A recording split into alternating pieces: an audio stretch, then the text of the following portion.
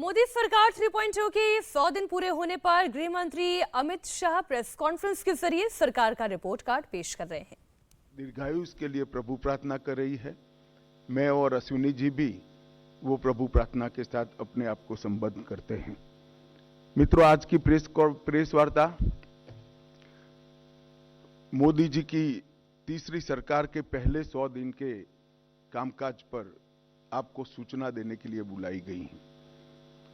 जैसा आप जानते हैं, लगातार 10 साल भारत के विकास को समर्पित, भारत की सुरक्षा को समर्पित और भारत के गरीबों के कल्याण को समर्पित सरकार चलाने के बाद इस आम चुनाव में तीसरी बार भारतीय जनता पार्टी को और हमारे साथी दलों को सरकार बनाने का एक जनादेश जनता ने दिया। इसके परिणाम स्वरूप 60 साल के बाद पहली बार कोई एक नेता तीसरी बार अपनी घोषणा के साथ देश का प्रधानमंत्री बनकर देश का नेतृत्व कर रहा है। 60 साल के बाद पहली बार देश में राजनीतिक स्थिरता का माहौल आया है और नीतियों के सातत्य को भी हमने अनुभव किया है और नीतियों की दिशा, नीतियों की गति और नीतियों को क्रियान्वयन करने की सटीकता, ये तीनों 10 साल तक बरकरार रखकर 11वें साल में प्रवेश करना मैं मानता हूं बहुत कठिन है। दुनिया के कई देशों में भी देखा गया, जहां एक प्रकार से वाइब्रेंट लोकतंत्र है, वहां पर ऐसे बहुत कम ही उदाहरण दिखाई पड़ते हैं और इसका कारण है कि इस 10 साल में देश की बाहरी सुरक्षा, देश की आंतरिक सुरक्षा और देश की रक्षा प्रणाली, इसको मजबूत कर एक सुरक्षित भारत बनाने में नरेंद्र मोदी सरकार ने बहुत बड़ी सफलता मोदी जी के नेतृत्व में प्राप्त की है। शिक्षा के अंदर आमूलचूल परिवर्तन, हमारे चिर पुरातन शिक्षा शैक्षणिक मूल्यों को समाहित करते हुए, हमारी भाषाओं को गौरवान्वित करते हुए और आधुनिक से आधुनिक शिक्षा को समाहित करते हुए नई शिक्षा नीति लाने का काम नरेंद्र मोदी जी ने किया है। जब मेक इन इंडिया का नारा दिया गया, काफी लोग इसका मखौल उड़ाते थे, मगर आज मैं बहुत फख्र के साथ कह सकता हूं कि भारत पूरी दुनिया में उत्पादन का सबसे चहेता केंद्र बन चुका है और ये वास्तविकता है। हमारी डिजिटल इंडिया की योजना को दुनिया के कई देश समझना भी चाहते हैं, स्वीकारना भी चाहते हैं और उसको अपने विकास का आधार भी बनाना चाहते हैं। इकोनॉमी के 13 पैरामीटर्स में, चाहे बैंकिंग हो, चाहे मुद्रास्फीति हो, चाहे विकास दर हो, हर पैरामीटर में हमने डिसिप्लिन लाई है और प्रगति भी की है। अंतरिक्ष के क्षेत्र में आज सभी लोग भारत का अंतरिक्ष के क्षेत्र में भविष्य उज्जवल है, इसको एक्नोलेज करते 10 वर्ष में आजादी के बाद पहली बार दुनिया ने रीढ़ की हड्डी वाली विदेश नीति को देखने का मौका मिला है। भारत की विदेश नीति में मेरे जैसे कई लोगों को रीढ़ की हड्डी दिखाई नहीं पड़ती थी, अब भारत की विदेश नीति में रीढ़ की हड्डी दिखाई पड़ती है।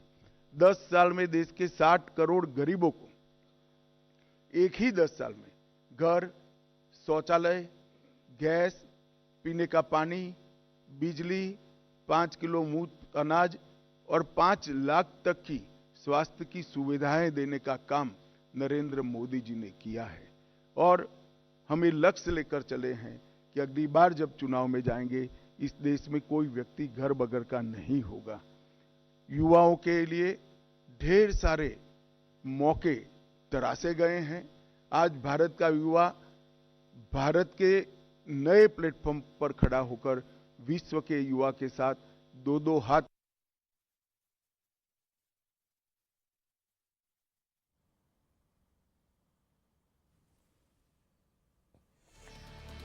गृह मंत्री अमित शाह को आप सुन रहे थे। विकसित भारत को लेकर सरकार कैसे समर्पित है, गरीब कल्याण को लेकर क्या काम करिए, आप सुनिए अमित शाह को।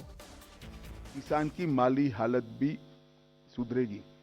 अमृतकाल का जब वर्ष आया, मैं इसका साक्षी हूं, कई सारे सुझाव आए थे और मोदी जी ने हमेशा की तरह अपनी अनूठी स्टाइल से अमृत काल के वर्ष को इस तरह से मनाया कि जब अमृत काल का वर्ष समाप्त हुआ तो अमृत काल शुरू हुआ और 140 करोड़ लोग 2047 में महान भारत की रचना के संकल्प के साझीदार बने और भारत के विकास की यात्रा के भी साझीदार बने। एक प्रकार से 140 करोड़ की जनता को इतने महान लक्ष्य के साथ जोड़ना ये बहुत बड़े विश्वसनीयता का प्रमाण है जो मोदी जी में देश की जनता देखती है। तीसरे मैंडेट के बाद 100 दिन समाप्त हो रहे हैं। 100 दिन में लगभग 15 लाख करोड़ रुपए की परियोजनाओं को चालू किया गया है। 100 दिन को मैंने 14 स्तंभों में बांटा है। मैं एक एक कर सबके लिए कुछ न कुछ कहना चाहूंगा। इंफ्रास्ट्रक्चर का जहां तक सवाल है, 100 दिन में 3 लाख करोड़ की परियोजनाएं हमने घोषित भी की है, इम्प्लीमेंटेशन भी शुरू हुआ है। महाराष्ट्र के वधवान में 76,000 करोड़ की लागत से मेगा पोर्ट बनेगा, जो पहले दिन से ही विश्व के 10 प्रमुख बंदरगाहों में शामिल होगा। 49,000 करोड़ की 25,000 अनकनेक्टेड गांवों को जोड़ने की योजना, ये योजना 100 की आबादी वाले गांवों को भी जोड़ेगी। तो एक प्रकार से मजले, टोले और आदिवासी क्षेत्रों की छोटी वसाहतों को भी अब रोड से बारमासी कनेक्टिविटी दी जाएगी। 50,600 करोड़ की लागत से भारत के बड़े रोडों को भी बढ़ाने का निर्णय नरेंद्र मोदी सरकार ने किया है। वाराणसी में लाल बहादुर शास्त्री इंटरनेशनल एयरपोर्ट, पश्चिम बंगाल में बागडोगरा, बिहार में बिहटा में उन्नयन और अगत्ती और मिनीकोय में नवी हवाई पट्टी बनाकर पर्यटन को बढ़ावा देने के लिए आगे बढ़े हैं।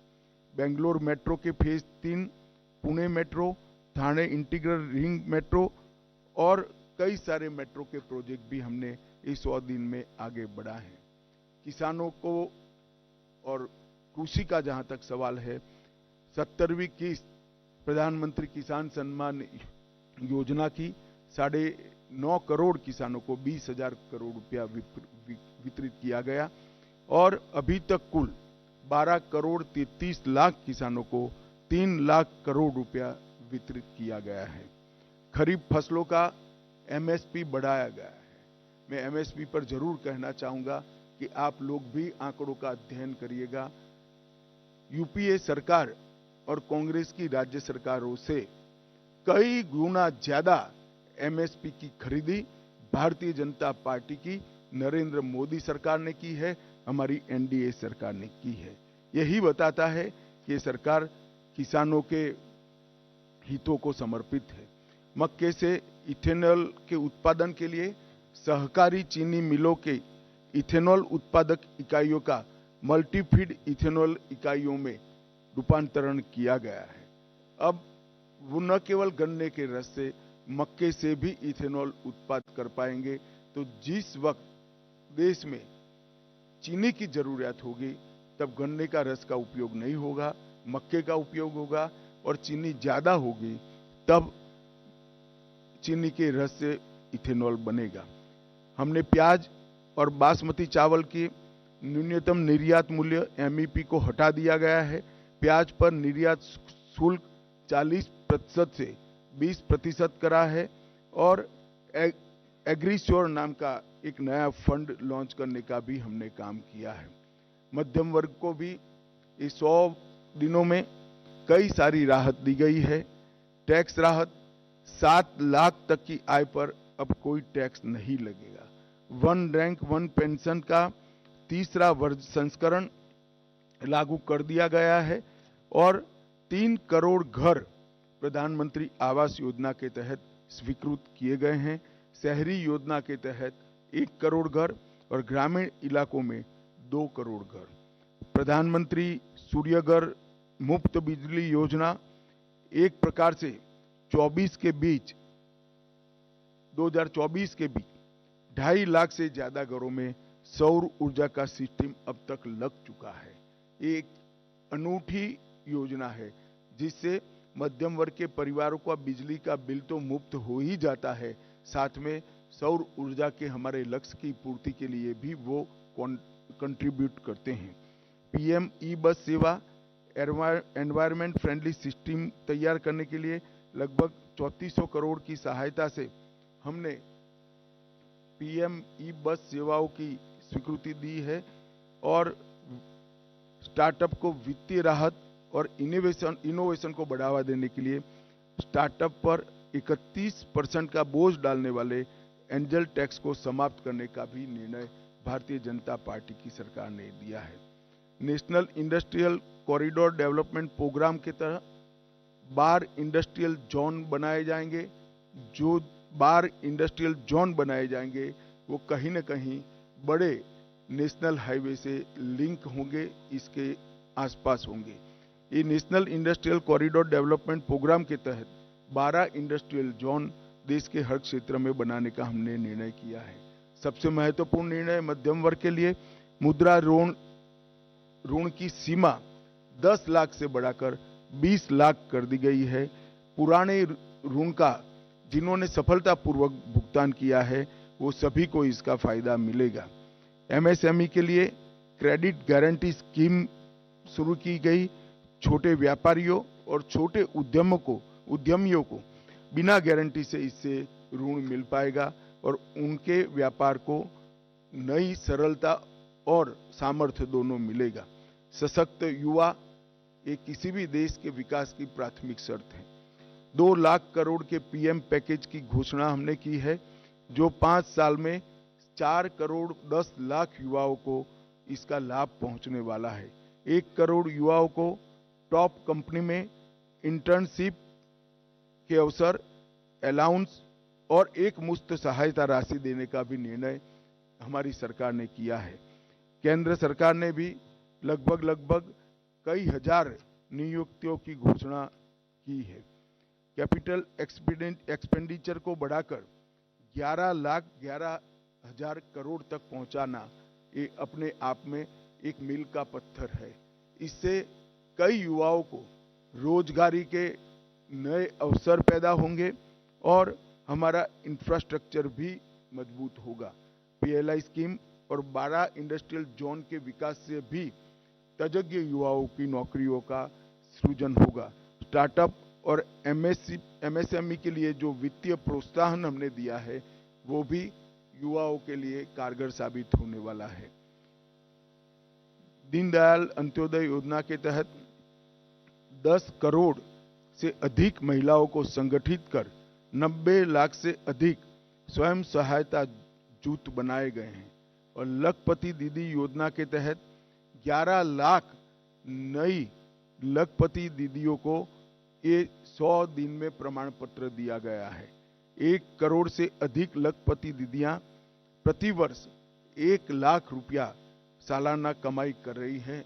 ये महिलाओं के लिए 1 लाख का राशि एक स्वप्न माना जाता था, आज वो स्वमान के साथ अपना जीवन जी दे। इसके साथ पर्यटन दीदियों जो गाइड का काम करेगी, पर्यटन मित्रों और ड्रोन दीदी के माध्यम से सेल्फ हेल्प ग्रुप और युवाओं को पर्यटन से जोड़ने का काम भी हमने किया है। प्रधानमंत्री जनजातीय उन्नत ग्राम अभियान, इसके तहत 63,000 जनजातीय गांवों का पूर्ण विकास किया जाएगा, जिससे 5 करोड़ आदिवासियों की आर्थिक स्थिति में सुधार आएगा। ये योजना के तहत गांव को प्राथमिक जरूरियातों से और प्राथमिक सुविधाओं से संपूर्ण युक्त किया जाएगा। अनुसूचित जनजाति के दिव्यांग व्यक्तियों के लिए 3 लाख नए पहचान पत्र एक अभियान चलाकर 100 दिन में दिए गए। एकलव्य मॉडल आवासीय विद्यालय एक नए पहलुओं के साथ, नए आयामों के साथ फिर से इंट्रोड्यूस हो रहा है। वक्फ संशोधन विधेयक 2024 वक्फ संपत्तियों के प्रबंधन और संरक्षण और उसके दुरुपयोग तीनों को कमिटेड है और आने वाले दिनों में पार्लियामेंट में इसको पारित किया जाएगा। आयुष्मान भारत योजना आज देश के कई करोड़ लोगों के जीवन का सरल जीवन का आधार बनी हुई है। 5 लाख तक का स्वास्थ्य से जुड़ा सभी खर्चा एनडीए की नरेंद्र मोदी सरकार उठा रही है और ये प्रधानमंत्री जी का बड़ा महत्वाकांक्षी प्रोग्राम है। अब जैसा हमने हमारे घोषणा पत्र में वादा किया था, 70 वर्ष या उससे अधिक आयु के सभी वृद्ध नागरिकों को 5 लाख तक का मुफ्त कवरेज दिया जाएगा। इसमें जो गरीब घर में 70 साल से अधिक वाले लोग हैं, उनको अपने कार्ड के अलावे और 5 लाख दिया जाएगा, तो उनका कवरेज एक प्रकार से 10 लाख तक किया जाएगा। करीब करीब 4.5 करोड़ परिवारों के 6 करोड़ वृद्ध नागरिकों को इसका फायदा मिलेगा। इसमें आय की कोई सीमा नहीं रखी गई है। 75,000 नई मेडिकल सीटें बढ़ाकर हम मेडिकल एजुकेशन के लिए विदेश पर की निर्भरता को लगभग समाप्त कर देंगे। हमारी पूरी रिक्वायरमेंट ये 75,000 सीट बढ़ने के साथ ही पूरी हो जाएगी और इसके लिए हमने 3 साल का लक्ष्य रखा है। नियमित टीकाकरण के लिए, उसको डिजिटल बनाने के लिए यूविन पोर्टल भी यही 100 दिन में शुरू किया गया और देश के डॉक्टरों की एक सेंट्रलाइज रिपोजिटरी बनाने का काम भी इसी 100 दिन में हुआ है। 23 अगस्त को पहला अंतरिक्ष दिन मनाया गया है। इससे किशोरों को और युवाओं को अंतरिक्ष के क्षेत्र में रुचि लेने के लिए, प्रोत्साहन देने के लिए और उनका हैंड होल्डिंग करने के लिए ढेर सारी योजनाएं शुरू की गई। अंतरिक्ष स्टार्टअप के लिए 1000 करोड़ के वेंचर कैपिटल फंड की योजना भी हुई। आपदा प्रबंधन के लिए राष्ट्रीय डेटाबेस और ग्रामीण भूमि रिकॉर्ड के लिए भुवन पंचायत पोर्टल भी शुरू किया गया। सेमीकंडक्टर, गुजरात के साणंद में सेमीकंडक्टर की इकाई स्थापित की गई और मैं आपको बड़े विश्वास के साथ बताता हूं कि आने वाले 10 सालों में भारत सेमीकंडक्टर के क्षेत्र में एक बहुत बड़ा प्लेयर बन के उभरेगा। लॉ एंड ऑर्डर का जहां तक सवाल है, पुराने ब्रिटिशरों ने बनाए हुए आपराधिक कानूनों को बदलकर 1 जुलाई 2024 को 3 नए कानून इंप्लीमेंट किए गए। भारतीय दंड संहिता, भारतीय नागरिक सुरक्षा संहिता और भारतीय साक्ष्य अधिनियम, भारतीय न्याय संहिता, भारतीय नागरिक सुरक्षा संहिता और भारतीय साक्ष्य अधिनियम, ये तीनों क्रिमिनल जस्टिस सिस्टम के पूर्ति करने वाले कानून आने वाले दिनों में हमारी क्रिमिनल जस्टिस सिस्टम को न केवल लोकभोग्य बनाएंगे, लोगों को न्याय मिलने का एक सरल रास्ता होगा, समय पर न्याय मिलने की शुरुआत होगी। और मैं बड़े विश्वास के साथ आपको बताना चाहता हूं कि 3 साल के बाद जब इसका कंप्लीट इम्प्लीमेंटेशन समाप्त होगा, हम दुनिया में सबसे आधुनिक क्रिमिनल जस्टिस सिस्टम रखने वाले देशों में से एक बन जाएंगे। शहरी बाढ़ प्रबंधन के लिए 6,350 करोड़ रुपए की नई योजना देश में पहली बार लाई गई। लद्दाख में 5 नए जिले बनाए गए। 25 जून को संविधान हत्या दिन मनाने का फैसला कर आने वाली पीढ़ी को इमरजेंसी जैसे काले दौर से देश को न गुजरना पड़े, इसलिए जागरूक करने का एक हमेशा के लिए प्रयास करने का निर्णय लिया गया। पूर्वोत्तर में हाइड्रो इलेक्ट्रिक परियोजनाओं की मंजूरी दी गई लगभग 4100 करोड़ रुपया के साथ, और राष्ट्रीय ग्रीन हाइड्रोजन मिशन को सेकंड ट्रेच को भी शुरू कर दिया गया। मित्रों, पीएम मोदी जी का युद्ध के बीच में रूस और यूक्रेन की महत्वपूर्ण यात्राओं को पूरी दुनिया आस के साथ नजर गड़ाकर बैठी है। पहली बार भारत में यूनेस्को की विश्व धरोहर समिति की बैठक हुई। आने वाले दिनों में इससे हमारी कई धरोहरों को वापस लाने में हमें बहुत बड़ा फायदा होने वाला है। आपदा प्रबंधन अधिनियम, इसको 2024 में लोकसभा में पेश किया गया है और मैं मानता हूं कि अर्बन फ्लड मैनेजमेंट, अग्निशमन सेवाएं, ग्लेशियर झील विस्फोट, फ्लड और अन्य डिजास्टर के मिटिगेशन के हेतु ये जो आपदा प्रबंधन अधिनियम आया है, वो सब जरूरियातों को आज के दिन की पूरा करेगा। और इसके लिए 12,554 करोड़ की योजना भी ये सब विशिष्ट आपदाओं के लिए निश्चित किए गए हैं। 4 सितंबर को 35 सालों के संघर्ष के बाद त्रिपुरा में एनएलएफटी और एटीटीएफ के साथ शांति समझौता किया गया। मानस हेल्पलाइन नारकोटिक्स की रोकथाम के लिए और सूचनाओं के लिए शुरू की गई। अगले 5 साल में 5,000 साइबर कमांडो तैयार किए जाएंगे और साइबर अपराध के लिए सस्पेक्ट रजिस्ट्री भी तैयार की जाएगी। मित्रों, 100 दिन में इतना सारा जो काम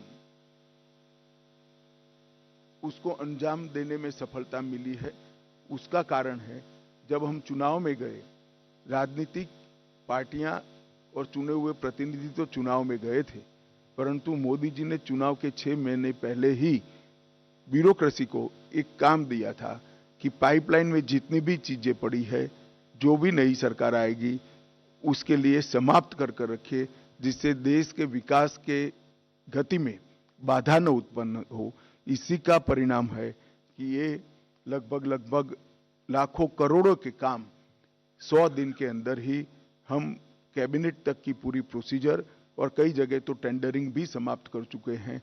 इसके कारण देश की विकास की गति न केवल बढ़ेगी, देश सुरक्षित संपन्न होगा और नई शिक्षा नीति को इंप्लीमेंट कर कर शिक्षा के क्षेत्र में भी हम आगे बढ़ेंगे। मैं आशा करता हूं कि मोदी जी के नेतृत्व में ये जो विकास का रथ चला है वो आगे पर भी चला रहेगा, इसका हम सभी को विश्वास है। अब आप सब इसके बारे में कुछ पूछना चाहते हैं तो जरूर पूछिए। मैं प्रश्न लूंगा। सबसे पहले आप अपना और अपने संस्थान का परिचय अवश्य दें। सबसे पहले 16 नंबर। नमस्कार। सबसे पहले तो मैं आपको आप 16 नंबर नीचे कर दो। हाँ जी, सबसे पहले तो मैं आपको धन्यवाद दूंगा। हिंदी के प्रति जो आपका अनुराग है, हिंदी को अंतर्राष्ट्रीय भाषा बनाने की बात आपने कही है, लेकिन मेरा सवाल है विकसित भारत में जो राजनीतिक विमर्श है, भाषा का जो विमर्श है, उस पर सवाल करना चाहता हूं। हरियाणा में चुनाव चल रहे हैं। कांग्रेस के एक सांसद जयप्रकाश जी ने कहा है कि महिलाएं अगर लिपस्टिक लगाकर और पाउडर लगाकर। एक मिनट जी सर।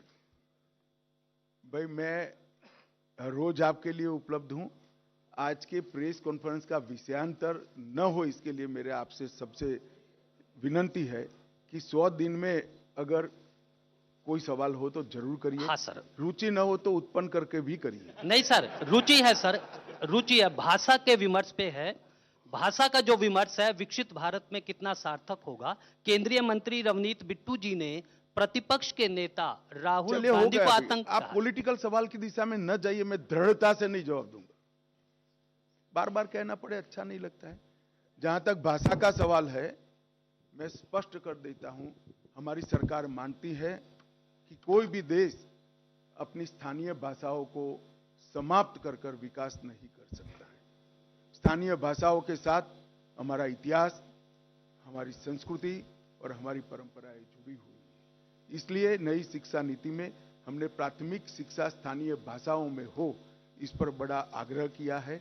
और राजभाषा का जहां तक सवाल है, मैंने बहुत स्पष्ट किया है कि हिंदी का किसी स्थानीय भाषा से कोई स्पर्धा नहीं है।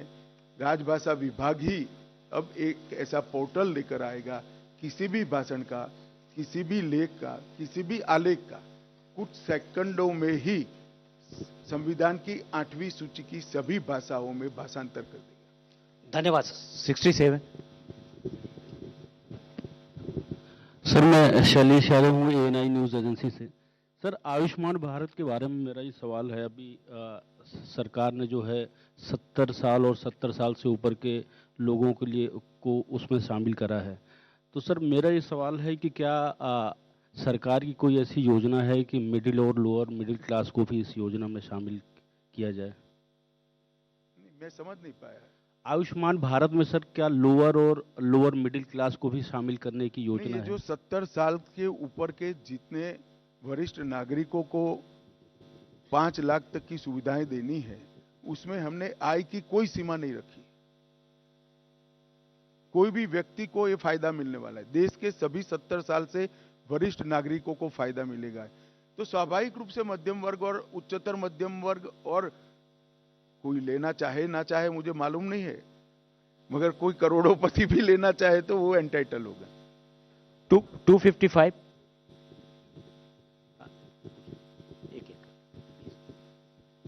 सर, मैं अमित हूँ, टाइम्स ऑफ बर्थ से। सर, एक सवाल है, 100 दिन के जो अचीवमेंट्स की बात हो रही है उसमें तमाम चीजें हैं, लेकिन विपक्ष ये कह रहा है कि जो रेलवे है, रेलवे में जिस तरह से हादसे हो रहे हैं, जिस तरह से चीजें हो रही है, और कई लोग उसको देख के कह रहे हैं कि ये सरकार में रेल हादसे हो रहे थे, लेकिन जो देखा गया है किस तरह से सामने हुई, तो क्या आपको